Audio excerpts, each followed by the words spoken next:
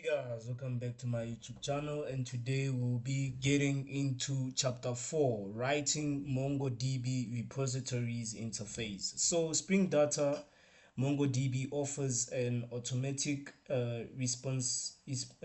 repository support similar to what's provided by the Spring Data JPA and Spring Data Cassandra. We'll start by defining a repository for persisting ingredient object as documents as before, and we can write ingredient repositories to extend the CRUD repository as shown here. So I'll just talk through the summary and we go to the application, how everything works.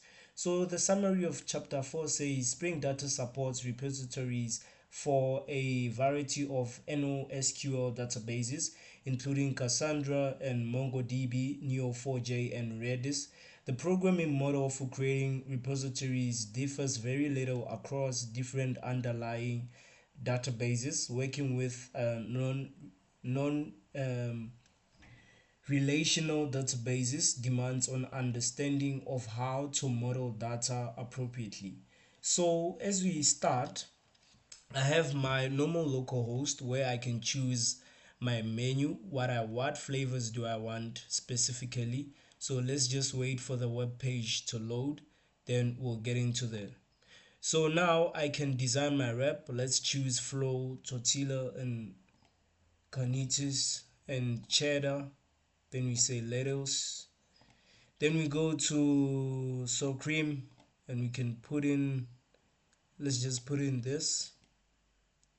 Now we have our own taco. Now we just need to put in our address, and we need to fill in our 16 digits numbers. So 1 2 3 4 5 6 7 8 9 10 11 12 13 14 15 16. After that we fill in our number. We say 150. After that we submit it. After submitting, our database have gone through the H2 console Tago Cloud.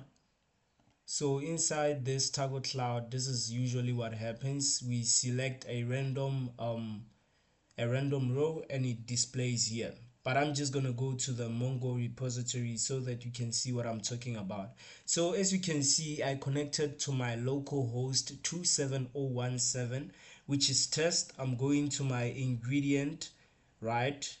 Inside my ingredient, it's all the ingredient that I chose for my specific taco. It has the ID name and the name and the type class and all of that. Then I go to my taco order.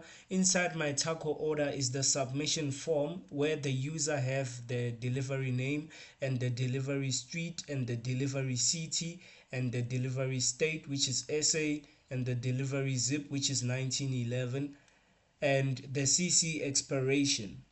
Then yeah, this is my whole username that I used for my taco, and that is chapter 4. Without any further ado, let's get into chapter 4 just a little bit and see what they're talking about. So what we did is we enabled the Spring Data MongoDB, and we started with Spring Data MongoDB, where we just added the Spring Data MongoDB starter to the project build.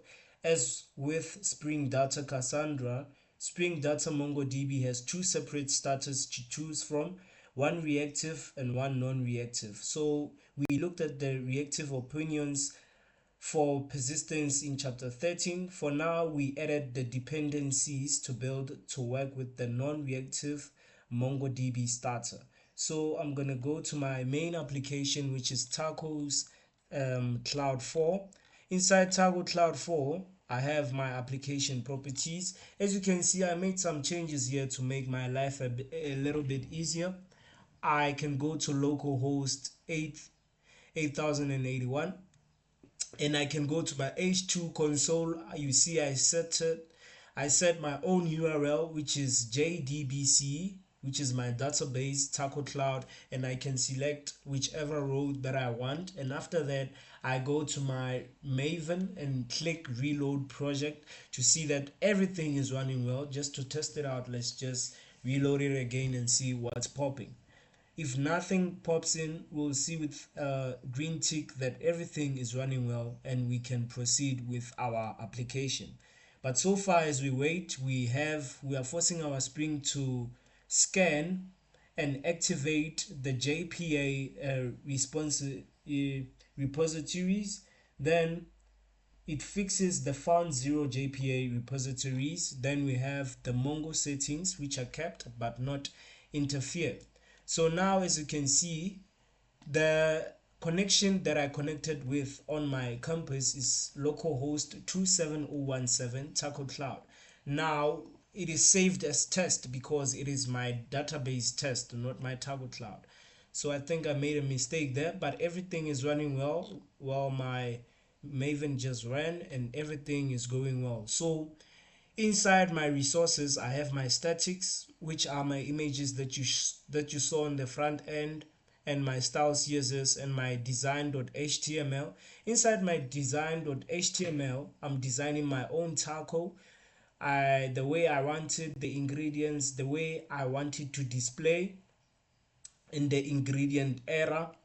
Then I go to my home.html. Inside my home.html, I have a welcome to linking to my image tacocloud.png.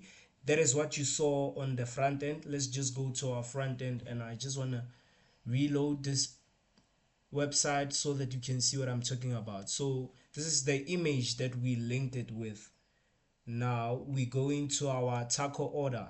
I'm just going to explain to you what is happening inside our taco order. So we are importing Jakarta validation so that we don't get errors, and we made some few changes there, and we creating a public class called taco order, and we implementing a what is this, serializable. Then we go into our taco. Inside our taco, we importing our Jakarta validation, and then we have our public class taco. Now we're saying our name must be at least 5 characteristics long for our front end, and we also choosing at least one ingredient per each of our menu. And we go into our ingredient. Inside our ingredient, we importing what we call Lombok. Lombok is a package mainly used so that we don't get errors, because those are the dependencies that we added in our pox.xml. Now without any further ado, we have the target folder. Inside our target folder, we have the classes. The target folder automatically loads on itself when we create a new project, which is Tacos Cloud 4. It comes with its own classes, and it tracks all the classes and the generated sources and the generated test sources and test classes. It is telling the machine on what specific class they should focus on. For example, we have the taco classes, we have the taco order classes, and we have the ingredient class. So yeah, that is chapter 4, and I did run this to show that the application is running very well. I'm just going to show you this. It is showing me started Taco Cloud chapter application in 2.281 seconds. So everything is running well, and I'll introduce you to chapter 5 in the next video. Hope you stay tuned.